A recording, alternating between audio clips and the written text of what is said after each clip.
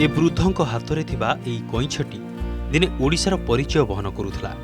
देश तथा देश बाहर राज्यर हस्तशिल्प को देइथिला स्वतंत्र परिचय। किंतु आज एही कईच सह एमिति अनेक आकृति आज एही परित्यक्त घरे एमिति अधा गढ़ा होई पड़ी रही।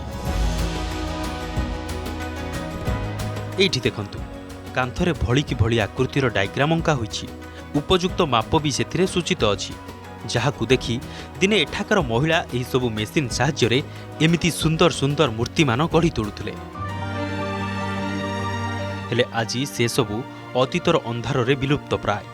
ये होछि नवरंगपुर जिला डाबुगाँ रे थिबा पारंपरिक हस्तशिल्प डोकरा कास्टिंग केन्द्र, जहा एबे निजर अस्तित्व हराई सारिछि। भूत कोठरी पालटिछि डाबुगाँडार थिबा आपण मान देख पारुछंती एला डोकरा कास्टिंग केन्द्र।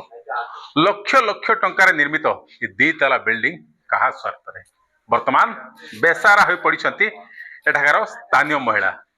आगरु से माने एठारे विभिन्न प्रकार मूर्ति तैयार करी दी पैसा रोजगार करी परिवार प्रतिपोषण करथिले।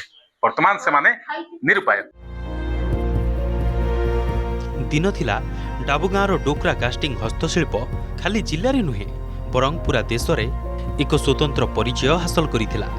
एठारे गहली चहली लगी रहुथिबा बेले स्वप्न गढ़िबारे तत्पर थिले महिला। कुशली महिला मानक द्वारा विभिन्न कलाकृति करा जाई ताकु राज्य तथा राज्य बाहर बिक्री करा जाउथिला। हेले समयक्रमे शिल्पींक प्रति प्रशासनर अवहेला और पारिश्रमिक और अन्यान्य सुविधा सुजोगर अभाव एही कामरू महिला विमुख कला। आज को 10 वर्ष पूर्वे जो लक्ष्य नहीं यही अनुष्ठानटी निर्माण करा जाइथिला से लक्ष्य अधारे रही जाइछि।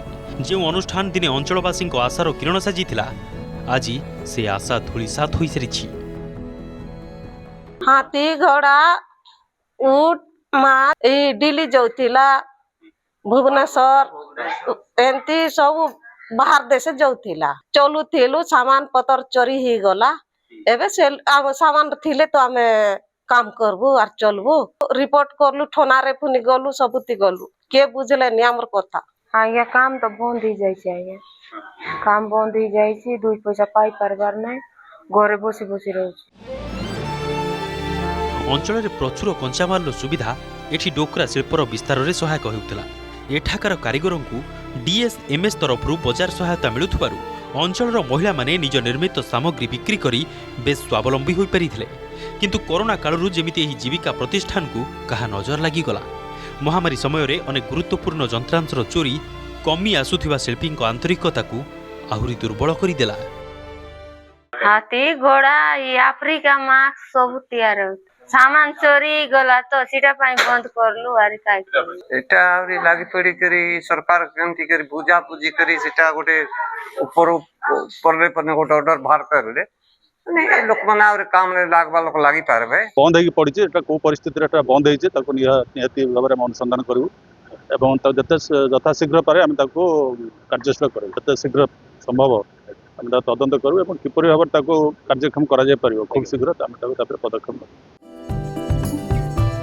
सबु सरीनी एबे भी बंची आशा। जयंती नगरर संपत हरिजन एठाकार घन अंधार को दूरेइबाकू निजे साजिछंती दीपर आलोकवर्तिका। निज उद्यमरू एठारे निर्माण करुछंती डोकरा सामग्री। बयसर अपराह्न पहुंचीथिले भी अंचलवासी अंटा भिड़िबार बड़ हारी नाहांती। आउ जदि तांकर एही उद्यम रे प्रशासनर सहायता जोड़ी हुअंता तेबे अंचलर महिला मानकर पुराणा आशा पुणी थरे जी उठंता। एठा भूत कोठरी पाल्टी जाइछि। एठाकार स्थानीय महिला दि पैसा रोजगार करी परिवार प्रतिपोषण करथिले। वर्तमान किंतु सेमाने निरुपाय। सेमाने हाथ ठारी डाकुछंती सेमानकर ए जो डोकरा कास्टिंग केन्द्रटा पुनर्जीवित करिया पई। डाबुगाँ रूप पंकज चंद्र नायक, अर्गस न्यूज।